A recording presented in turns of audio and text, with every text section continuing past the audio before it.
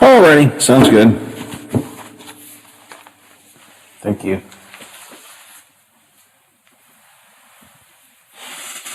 For riding with the Watchdog. Live and local. Just the way you like it. Calls and conversations continue in less than 3 minutes as the Watchdog Morning Show with Howard Monroe continues after this.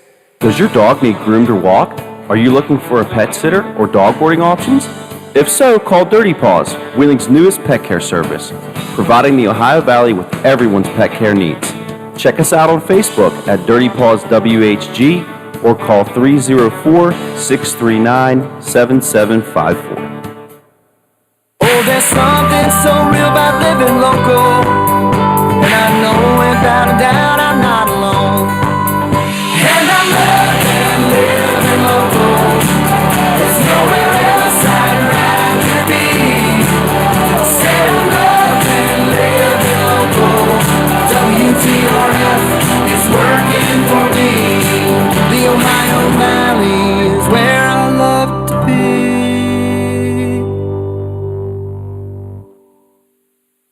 The 2021 Honda ATV lineup is here to prove it's possible to work smarter and harder. With the power to get the job done, the technology to make it easier, and tried and tested quality to keep you moving forward, the only thing left to add is you. Then you'll understand how life is better on a Honda. Honda recommends ATVs for riders 16 years and older and recommends that all ATV riders take a training course. This is Dr. Mashika Roberts, Columbus Health Commissioner. The pandemic is more than a physical health issue. As parents, it's important to remember that our children are also coping with drastic life changes. 1 in 4 teens misuse a prescription drug at least once in their lifetime. We must talk to our kids about healthy coping strategies and the dangers of prescription drug misuse. Visit don'tliveinDenial.org to learn how to dispose of your leftover pills and talk to your kids about opiates. For all of your IT needs, visit OmniPerforms.com.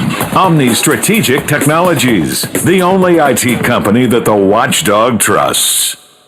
Hello, everyone. From the Watchdog, I'm the Storm Tracker Darnell Foster. With a look at your local weather forecast for your Thursday. Mostly cloudy skies. As the afternoon progresses, a few scattered showers will prevail. Daytime high near 75. Overnight low of 55 degrees under mostly cloudy skies. Clouds and limited sunshine for your Friday, with highs in the lower 60s. Have yourself a great day, everyone. From the Watchdog, I'm Darnell Foster. The views and opinions expressed on the following program are not necessarily those of this station or its sponsors.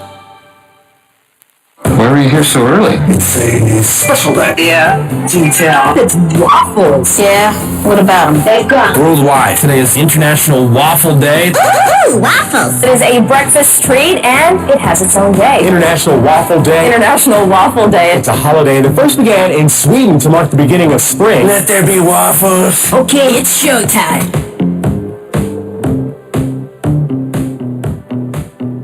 Something to think about, something to laugh about, and something to talk about every day. This is the Watchdog Morning Show with Howard Monroe. Brought to you in part by Wheeling Hospital. Oh, something to eat too. Waffles. That sounds pretty good. Waffles with some butter and maple syrup, Biff. Huh? Now we're talking. It's 9/11. It's a good. It's a good breakfast time for everybody. I've got my my third. I'll be honest, my third cup of coffee, all set and ready to go. Drinking out of the official Watchdog Morning Show coffee mug this morning, and it is tasting good. 55 degrees at the Wheeling, Ohio County Airport, 55 here at my home studios in Elm Grove, 55 at the Robinson Auto Group studios downtown Wheeling, in the heart of the Ohio Valley. Still looking sunny outside, but hazy, at least out the back window here at the home studios. We are going to see some, as you heard Darnell say, clouds come in, rain come in, high wind advisory in the overnight hours. You want to be aware of all of that. But as I said, 55 right now, right here at the home studios. I spent an awful lot of my career working in Bel Air, Ohio, the radio station on the hill. I was there for, well over 20 years. before I came across the river and back here. And it was a wonderful town. I mean, Bel Air was a great town. It was bustling. There was a lot of activity, restaurants and industry was still around, and just a great place to be and a good place to hang out. Over the years, unfortunately, things have really, I hate to put it this way, but gone downhill. So where does the Village of Bel Air go next? They're working on a vision plan. They're being helped by the Belmont County CIC, and Crystal Lorimer is with us from the Belmont County CIC. Crystal, good morning. Welcome to the show. Good morning. So, I think nostalgically of the days when I worked in Bel Air. It was just a great town. It was a fun little, riverfront community there were still businesses going there. Industry was still there. Lots of restaurants there. I was younger, so I cared about the bars too. It was just a lot of activity there, but things have certainly deteriorated. But I guess the city or the village is now starting to begin to wonder, where does it go next? Is that right? Sure, and we've teamed up with the village, and we have a lot of business owners that we're working with to create this vision plan. And this survey, we're asking folks who live in Bel Air, who used to live in Bel Air, who frequent their businesses there now, to complete this survey. It's at belaircommunitysurvey.com, and tell us what they want to see.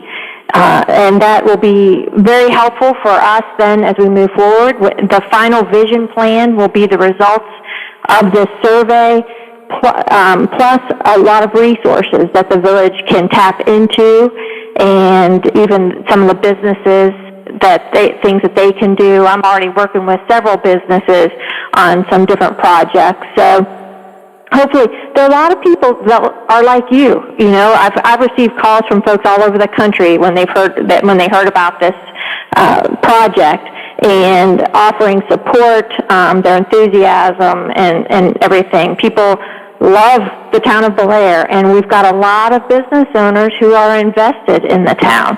So we want to help bring that back and do what we can. I have not yet taken the survey. I do intend to, actually, but so I have not looked to see how it's structured. Are you looking for, aspirational ideas, or are you looking for practical ideas, if you get my drift there, Sure. when people take this survey?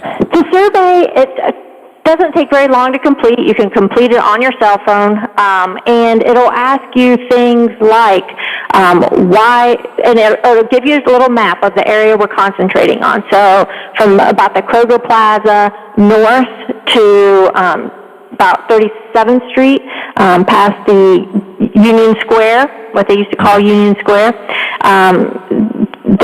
that area, and ask you, when you come to, how often do you come to Bel Air now? Why do you come? Do you come to eat at the restaurants or shop at the stores?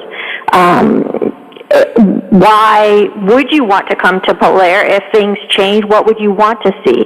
Do you want to see bike lanes so that you can easily navigate through the town? Do you want more river access? Things like that. What do they want? And then it also, what I think is really cool part of the survey, they actually show pictures of other locations, and we'll ask your opinion. Okay, do you like what you're seeing represented in this photo? Do you like the feel of that, of downtown? So we can get some ideas, are they all on the same page? Over the years, I've been doing this job since 2018, I've heard a lot of great ideas from folks. So now's the time we can pull all those ideas together, work together, and see what we can do. But how are you going to do that? I mean, where are the resources going to come from to make things happen? I mean, to be a negative person, but it's easy to drop a plan, but then what do you do? Well, and most when you apply for grants, most of those grants want to see that you've done some planning. So this is the first step in that process. You have to start somewhere. And if you don't start, nothing's going to happen. So we've at least got to try. And so this will be the first step. And then we'll see what the results show. Which way do they want to go? And then we'll look at the different possibilities. What grants are out there that they could apply for?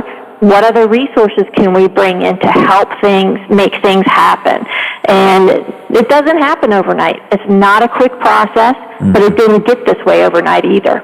We have to remember that. This has been a long process to get to this stage, and it's going to take a while to get out of it. But there are a lot of enthusiastic people still living in Bel Air who have invested their businesses and their businesses are booming. So let's work together. And, you've seen grassroots things happen before in other types of projects.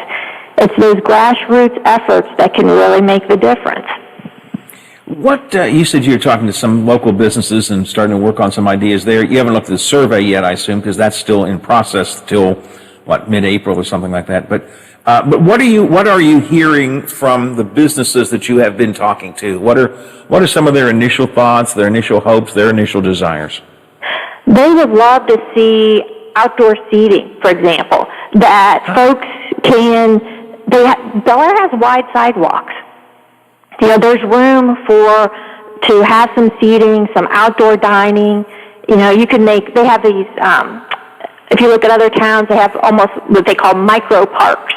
So you take a parking spot, maybe in each block, and you turn that into a little park, and with seating. That's going to help the pandemic with things like that. But then it also makes it aesthetically pleasing. People want to visit. They want to sit down. And then if you're sitting outside, you can go to one restaurant and get food. Your friend can go to the other, and you can meet in the middle, right? So. And it gives a sense of vibe. I mean, I love outdoor seating. I think, one of the unintended positive aspects of the pandemic has been more restaurants have now gone to trying outdoor seating because that's where they... Exactly. And I think that's great because I've always loved the concept of outdoor seating. I wish we'd have more of it around here. And it adds a sense of vibrancy to a town. There may not be any more people eating in restaurants in Bel Air, for example, maybe the same total number, but it looks more vibrant when they're out on the sidewalk eating together, Sure, absolutely. And the more inviting it looks, the easier it is to attract other businesses to the area as well. Now, I suppose it's because, as my audience knows, I love to eat. But you said earlier, why do you come? About the only reason left that I come to Bel Air, and I do, pre-pandemic at least, were the restaurants. By golly, it's a Gouda. You can't beat that. Or right. Or the Roosevelt spaghetti. You can't beat that. There are still some really traditional standard restaurants around there that are really good, and I love to go over and have lunch or dinner there. So absolutely. Go ahead. I'm sorry. No, that's okay. Go ahead. Well, just in that little area, you have Gula's, you have the Roosevelt, you have Secure Asian restaurant that opened up just before the pandemic hit. You have For the Love of Pierogies. You have Little Gerardo's. There are a lot of hometown great restaurants. It's a little foodie heaven, So, and then you can tap it all off, go buy running shoes. So then you can walk it all off after you're done. Go to the Runner's Connection and buy those running shoes.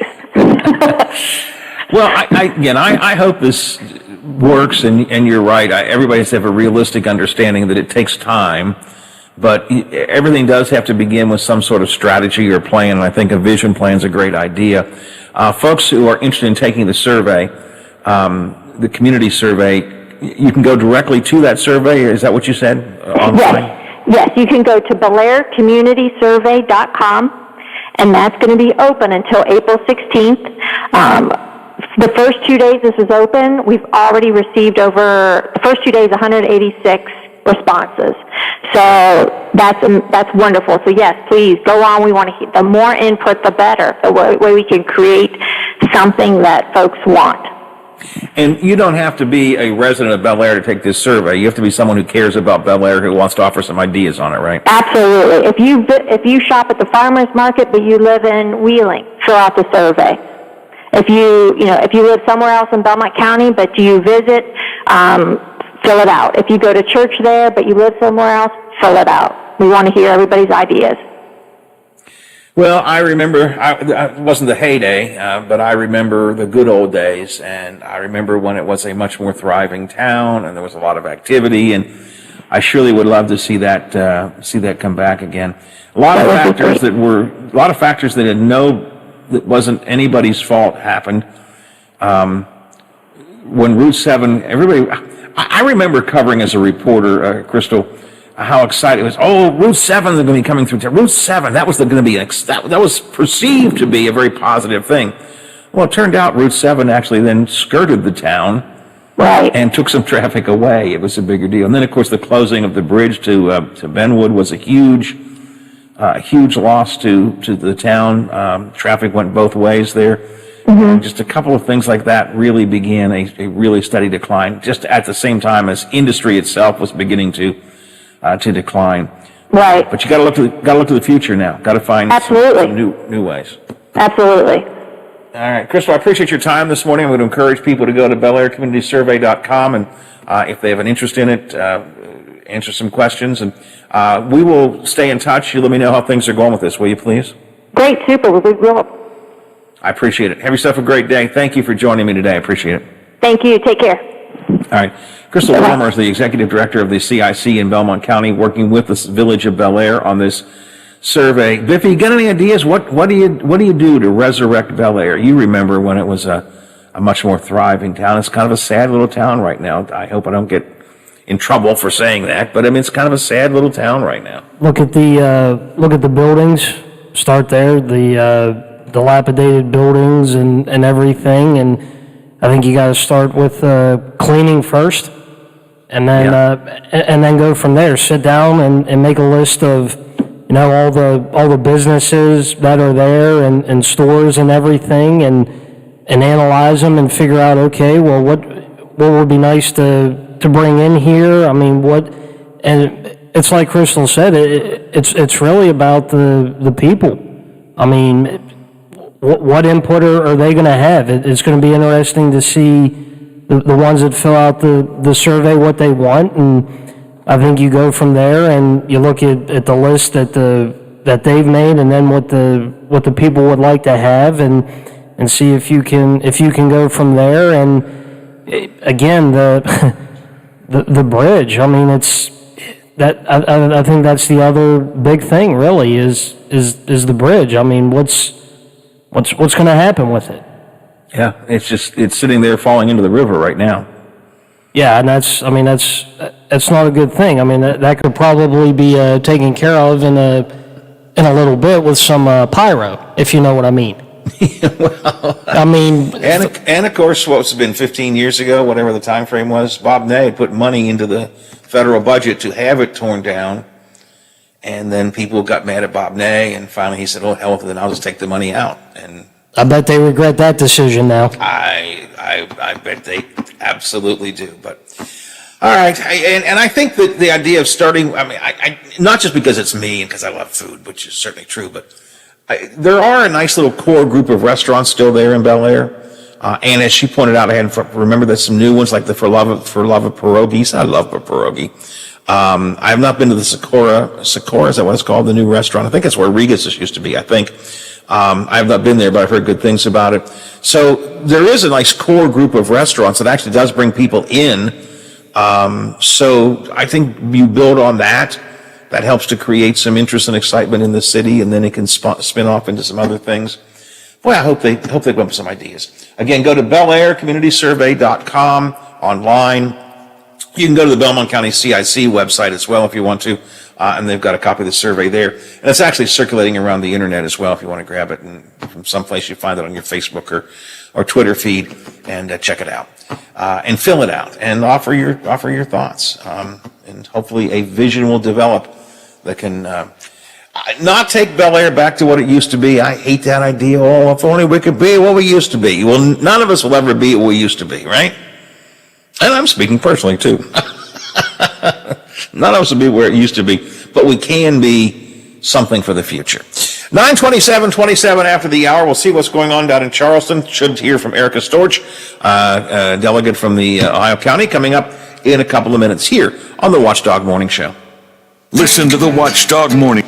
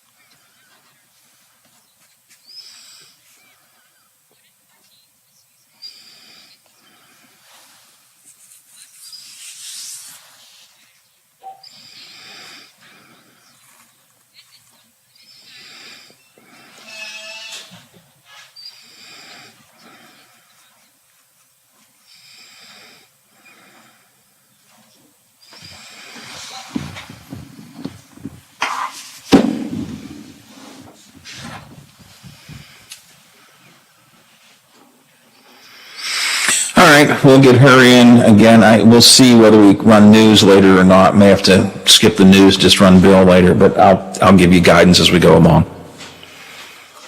Okay. All right, thanks. I'm gonna do a FanDuel first though. Call 724-948-3571 for more information. That's 724-948-3571 for more information. That's Washington County Gun Show, presented by ARH Sports Shop, April 10th and 11th. Cole Rain. The Watchdog is protecting your yard.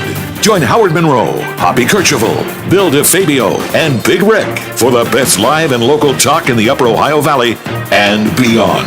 Cole Rain trusts the Watchdog. From the West Virginia Broadcasting Hall of Fame, directly to you. This is the Watchdog Morning Show with Howard Monroe, brought to you in part by Wheeling Hospital. Mr. DeFabio's morning sports report will be coming up here shortly, and among other things he will tell us, Biff, is that it was a good effort, but no cigar for the Hilltoppers of West Liberty in their run in the D2 NCAA tournament, right? Yeah, the defending Division II champion Northwest Missouri State shot 67% in the first half, built a double-digit lead that West Liberty just could not overcome. And when you're in that deep of a hole to begin with, it's tough to come back. And Northwest Missouri State proved why they're the defending Division II champions, and certainly looks like they're well on their way to winning it again this year. But they made it to the Elite Eight, the Hilltoppers did, and that is at least a good thing. Last time they were there, I was there with them in Evansville. So. Yeah, 2016? Yeah, and we were there and broadcasting and had a huge amount of fun. Of course, it is tournament time with so many games going on. Who wants to bet just one game? If you want to bet, don't just bet one game. That's one of the reasons why people are using the betting parlays on FanDuel Sportsbook. It's a great way to combine bets from different games for an even bigger win. And guess what? Right now, FanDuel is here to help if your parlay doesn't go as planned. They will give you up to $25 back in site credit if your parlay of 3 legs or more falls 1 leg short. That's 1 parlay per day each day of the tournament for new and existing users. And that's among the reasons FanDuel is the #1 sportsbook app. They're always hooking you up. It's easy to use, a lot of bet options to choose from, always exclusive, always on promotions. And when you win, you get paid in as little as 24 hours. If you've been thinking about signing up, now's the perfect time to give it a shot. Just download the FanDuel Sportsbook app, use my name, Monroe, M-O-N-R-O-E, in the promo code box, and that's the way they know that we sent you here from the Watchdog Morning Show. FanDuel Sportsbook, promo code Monroe. You must be 21 or older, physically present in West Virginia or Pennsylvania. The refund is issued as a non-withdrawable site credit. It does expire in 7 days. Your maximum refund under this deal is $25. Terms do apply. See sportsbook.fanduel.com for details. If you have fun and gaming is fun for you, by all means, download FanDuel and have some fun. But if gambling is a problem for you, then call 1-800-GAMBLER or visit www.1800gambler.net. FanDuel Sportsbook, more ways to win. Busy time down in Charleston, West Virginia in the State House, and Ohio County Delegate Erica Storch is with us this morning to bring us up to speed on a few things. Erica, good morning. Good morning, Howard. I'm sorry to pull you out of a committee. I hope I'm not taking you from anything really super important. Well, I'm in finance, and we're passing some supplementals, which are just spending authority and moving money around for this current budget. Well, speaking of finance, so are you on finance committee? Yeah. So you're among those who have. Did you vote for the House finance plan, tax plan that was approved a couple of days ago through the committee? I did vote to get it out of committee. Yes. It's a more realistic approach from everyone I've talked to as far as trying to reduce our taxes so that we can be more competitive with our neighboring states and not gouge people with the increase in taxes that were proposed in the governor's plan. Excuse me. And I agree that if your focus is strictly on reducing taxes, it's a much more palatable way to do it. I think the governor's plan is more honest in my mind. I'm not a fan of it, but at least he says if you're going to cut the revenue, you got to make it up somewhere. My understanding of the House Finance Committee plan, and maybe you can help me with this, is that the question of what to do with reduced revenue is kind of still left up in the air. Is that right? So the House plan takes the growth each year. Every year our budget has some growth. So if we keep proposing flat budgets, our revenues increase, and that plan dumps those amounts in, and it's cutting the tax rate by between 0.2 and 0.5% across the categories, which I think we're 2.5% higher than Ohio in our income tax at our top rates. So it is, I guess. So my thinking in supporting the plan was, and this is definitely apparent to me now as I travel in Wheeling, whenever I'm going to get on, well, if I'm going to my downtown Wheeling office or if I'm coming to Charleston, I'm getting on I-70 westbound by Perkins, and the traffic that is coming because the eastbound tunnels won't let you get that far. Well, they're under construction with Swank, who's doing a great job.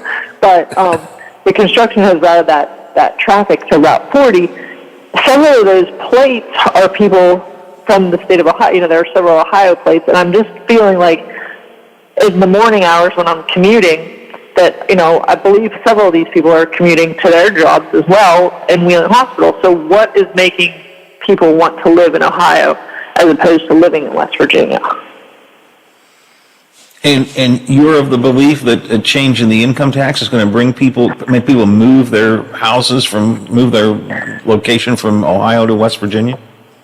I don't know if it will. But I feel like we have to do something because the Northern Panhandle has lost population faster than the rest of the state has been losing population, which was eye-opening to me when I learned that. Erica, in your role with the Chamber of Commerce, though, there's no argument that taxes are a big factor in any business wanting to locate here, and maybe people too. But are taxes really a major factor in any, let's talk about businesses, for example, moving here? Taxes are not really the defining issue of most places, right? Aren't they looking more for quality of life, public education, those kinds of things, or am I wrong?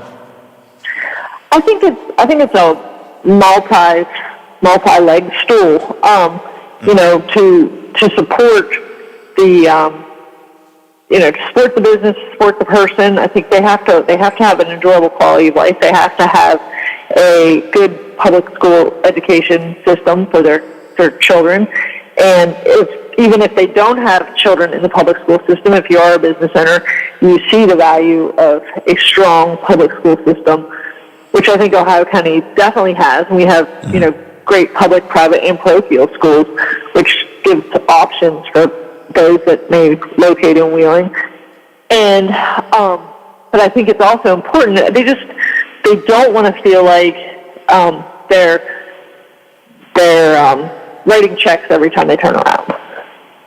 I guess, I know you're not really technically writing checks, but under the governor's plan, he had where if you file Schedule C, which several LLCs, small businesses, sole proprietors, S-corps file a Schedule C, they were taking all the tax burden.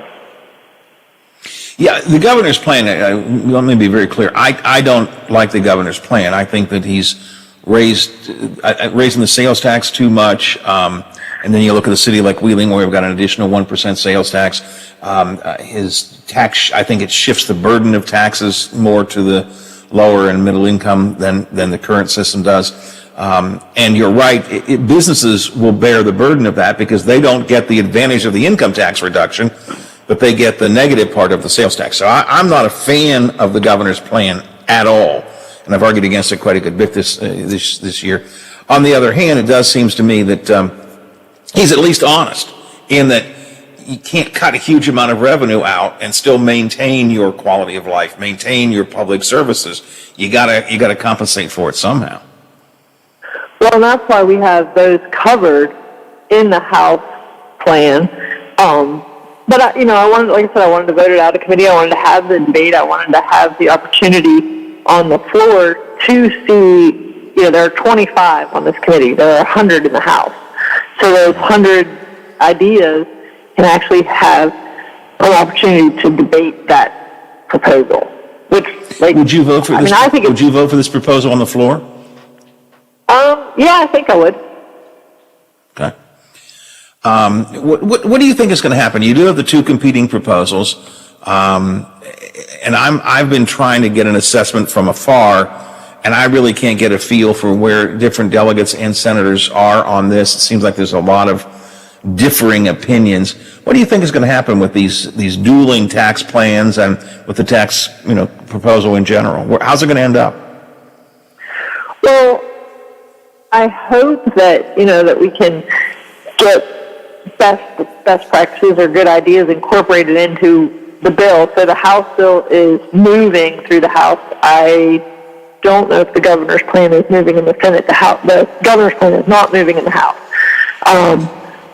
But if and obviously the leadership of the House, the leadership of the Senate, and the governor's team communicate more often. I'm not involved in those conversations, right. So I can only speculate what happens behind closed doors. I've gone rogue too many times to participate, but I think hopefully when I was in a meeting with the governor, I heard him to say, tweak and come up with ideas that you want to incorporate, and he really believes that now is the time with the nation, and he believes the world looking at West Virginia, now is the time to make drastic changes. And I applaud him for wanting to capitalize on the opportunity that we have sharing, that spotlight. But I just think there's still a deficit with his plan that wouldn't be covered. There's also, like you stated correctly, that increase in the sales tax, and for a border community, that will be a challenge, especially when it would put us at the highest sales tax rate in the nation. And 60% of our residents living in border counties, that's a lot of burden for them to bear.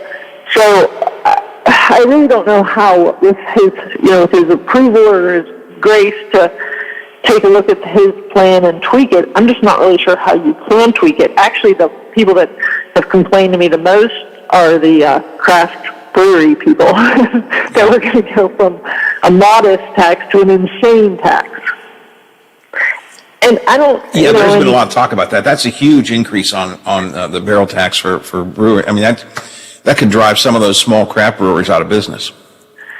Right, and it's frustrating. I don't really want to or like to go to sin taxes. Every time we need revenue, we're like, oh, let's increase the cigarette tax. Let's just increase the cigarette tax. Let's increase the beer tax, whatever. Why do we always have to tax sin? And on the one hand, they're saying it'll bring in revenue. On the other hand, they like to say, well, if you increase the tobacco tax, it indicates that less people will smoke. Well, then isn't that a defeating purpose if you're trying to raise revenue?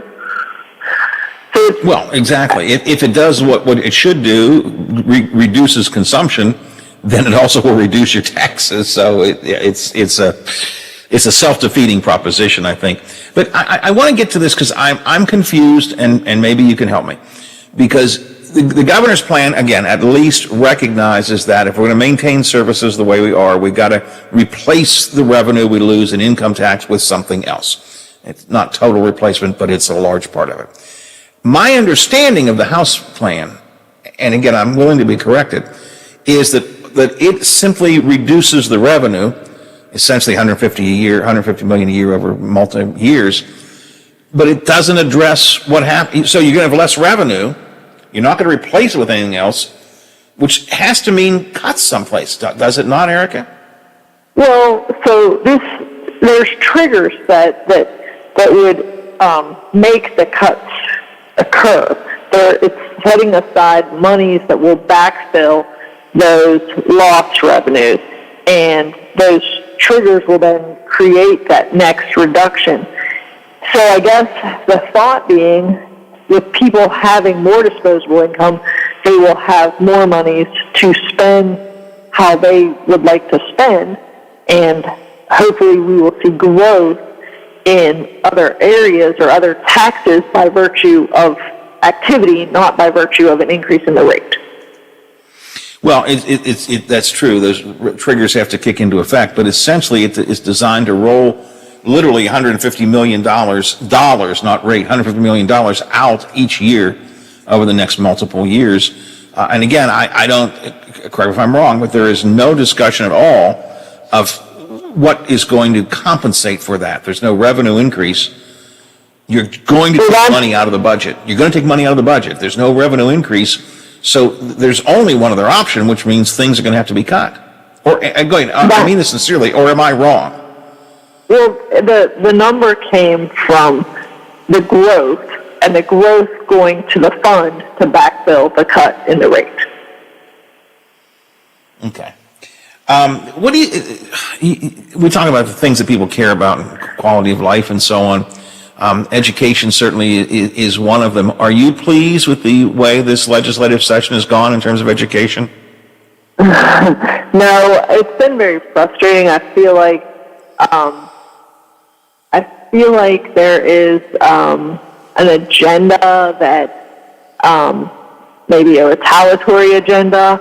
I've voted no a lot more this session than ever before. I can get on board with supporting some ideas, if we're truly trying to make something happen. For instance, I voted in support of the charter school legislation because it's my understanding that WVU would really like to have a charter school created in Mon County to show or to have to offer to physicians that they're trying to recruit to WVU health systems.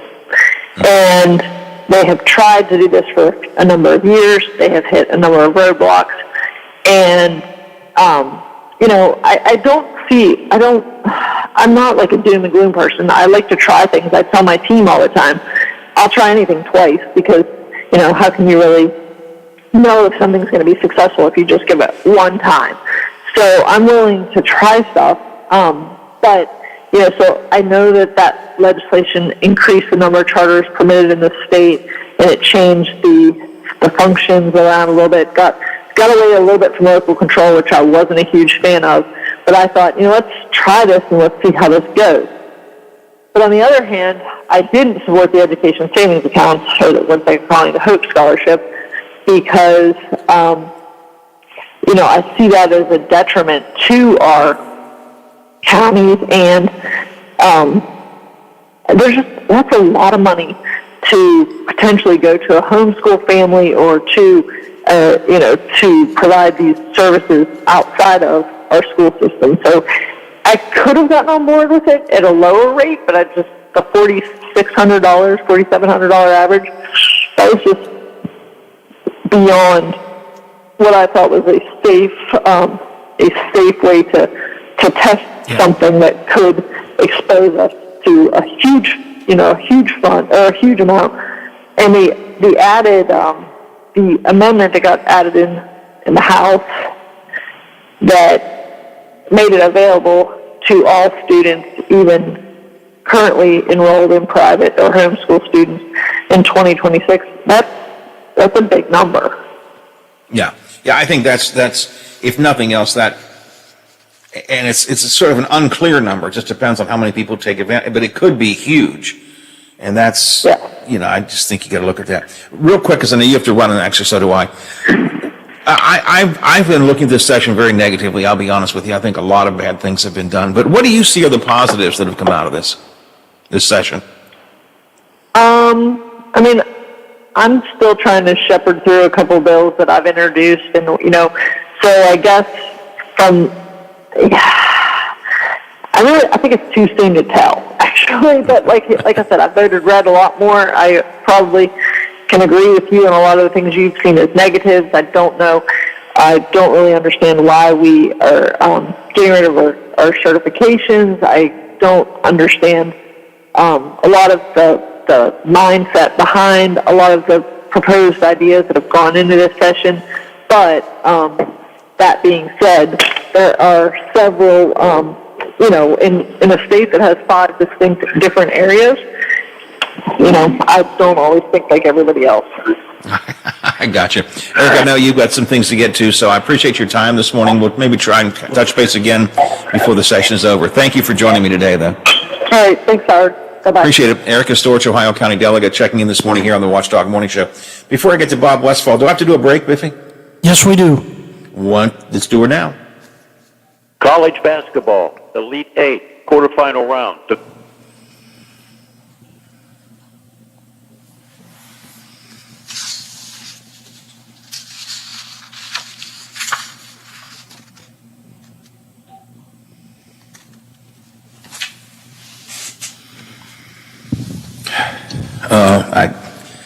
For once, I wouldn't even mind if he doesn't call.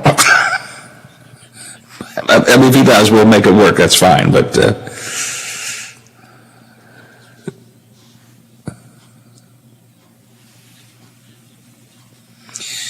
yeah, let's not bother with Metro. If we have some time, we'll do the Capitol report.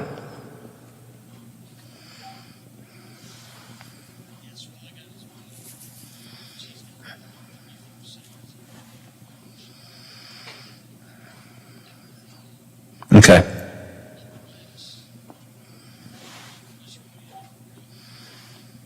Yeah, at this point, let that go. Send it back to me, and if Bob isn't there, we'll just do the Capitol report and call it a day.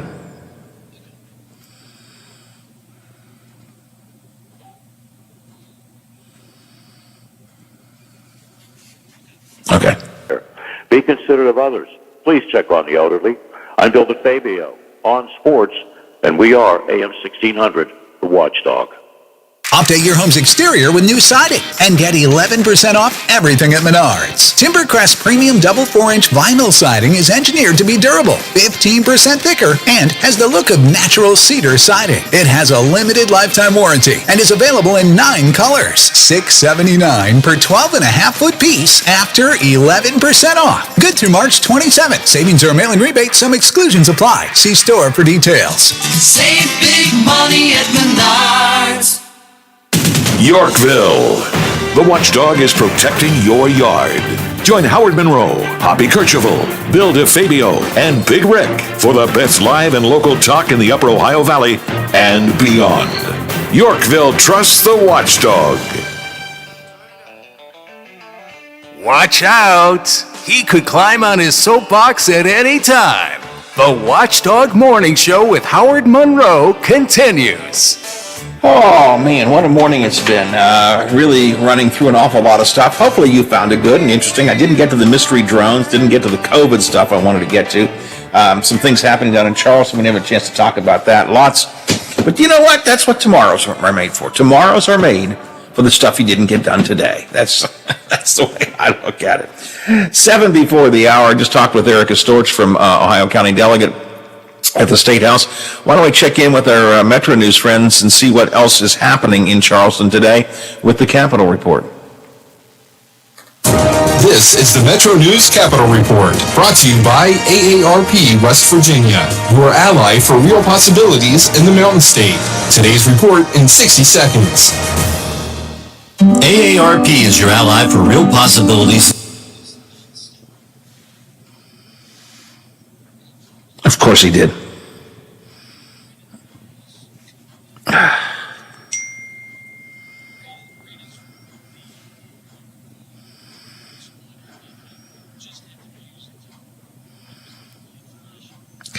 Did you just tell him we're out of time, or did you put him on hold? All right, I'll see if I can squeeze something in.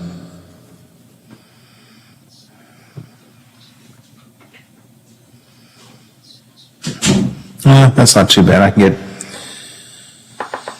I'll just tell him he has to be quick.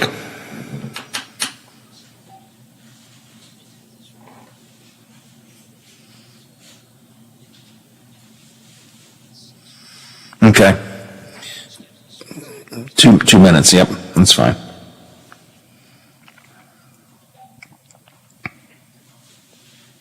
On the plans, there are 2 of them, to reduce the state's income tax here in the Mountain State. There's a virtual public hearing set for 3 o'clock this afternoon, hosted by the House Finance Committee. It's Finance Committee Chairman Eric Householder that is floating an income tax reduction plan. He says the plan includes a significant cut in spending and saving revenue that comes in. The House plan assumes that you're going to cut at least $50 million in expenditures every year over the 12-year period. So you're talking about cutting at least $600 million.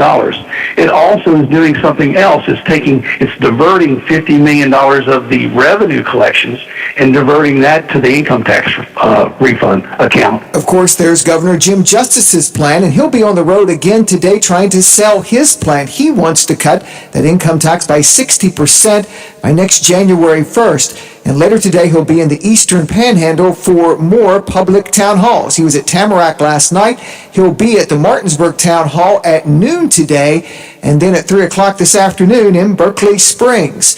We'll see where this discussion takes us today. With the Capitol Report, I'm Jeff Jenkins on Metro News, the voice of West Virginia. Well, they say the best laid plans of mice and men always go astray. This morning did not work out the way I planned to, but I think it was a good show. We had some extra guests pop in I didn't anticipate, and anyway, I'm running short on time. So let's go to Bob Westfall from the Big 7 and get a quick update on what they're working on this morning. Good morning, Bob. Morning, Howard. How are you this morning?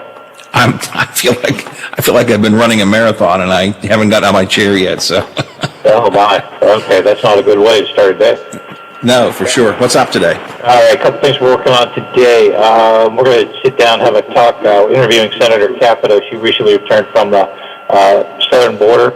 We're going to get her impressions on what is going on down there. Catherine's going to sit down with her today, and we'll get that. A couple other things we're working on is we're going to have a Wheeling police officer retire today, something special. It's a K-9 officer, so we're going to cover that today.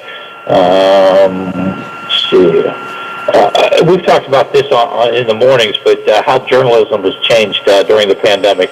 We're going to talk to our old friend Eric Miner and a professor at West Liberty University, just getting their takes on how things have changed. I mean, just sitting here in the desk, Zoom calls and things like that. Things now in my brain, people can't hide. It used to be, I'm in Charleston or I'm here or there. Well, now we can interview you. I mean, there's other ways of doing it. We don't have to be physically. There is no excuse. You can't run. You could run, but you can't hide, basically. Exactly. Anyway, we're going to talk to Eric. He's with the students at WVU, longtime anchor here in the Ohio Valley, friend of ours. So we're going to talk to him as well, find out what he's thinking the changes are when it comes to journalism. Of course, we've got the wind situation this afternoon into tomorrow. Right.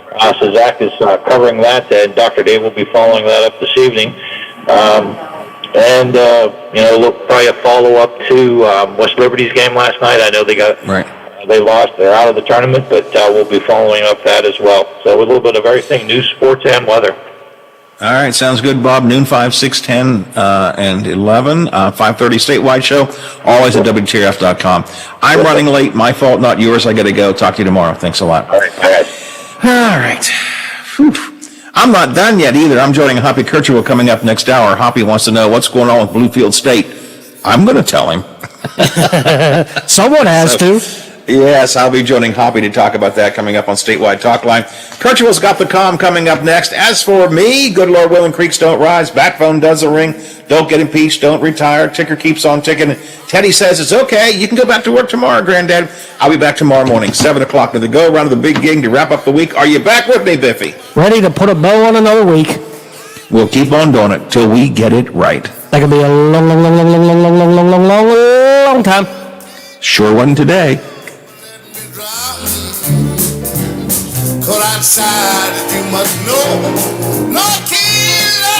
The Watchdog is FM 98.1, AM 1600 WKKX Wheeling, FM 97.7, AM 1370 WVLY Moundsville.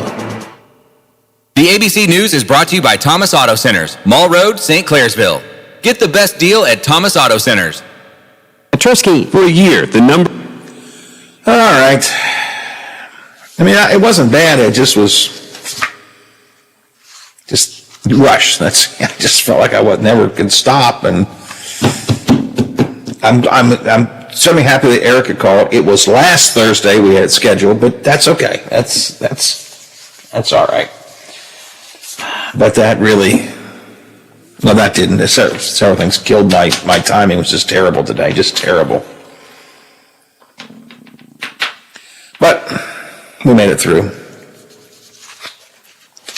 Hey, listen, in the top of the hour break every hour, there is I think it's called a listening liner that's scheduled. And then I think you throw in the one that's just ours as well, where it says Howard Monroe continues in 3 minutes or something like that. Just drop the one that she's got scheduled, and just run the one that is for us specifically. There's only one promo in that liner file, and it just keeps running over and over and over again. I'd rather not even have that. If you can, just skip that and just go straight to the one that we have for our show only. Yeah, right, exactly.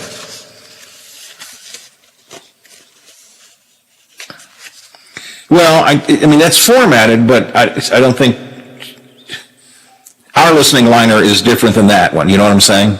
So we don't need to run both of those. So I think Rick is going to try and get some other listening liners cut, but right now it's just that same one keeps running over and over again. I can't.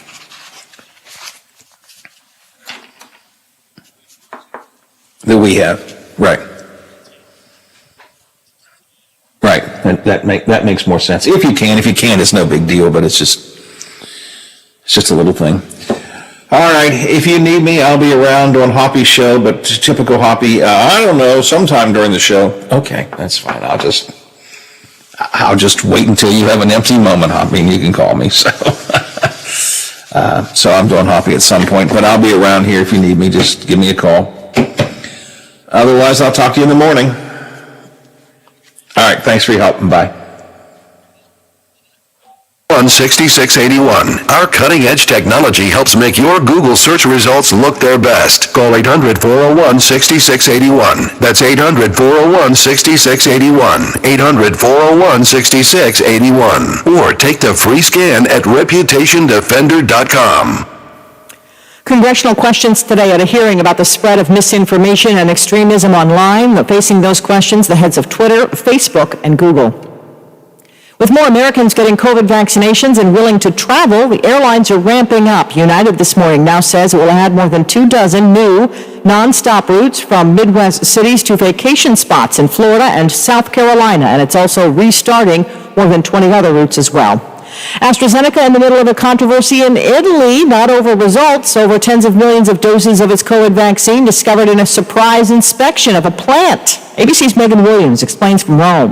Confusion over the discovery of the AstraZeneca vaccines has sparked widespread criticism of the company, already under fire within the EU, which accuses it of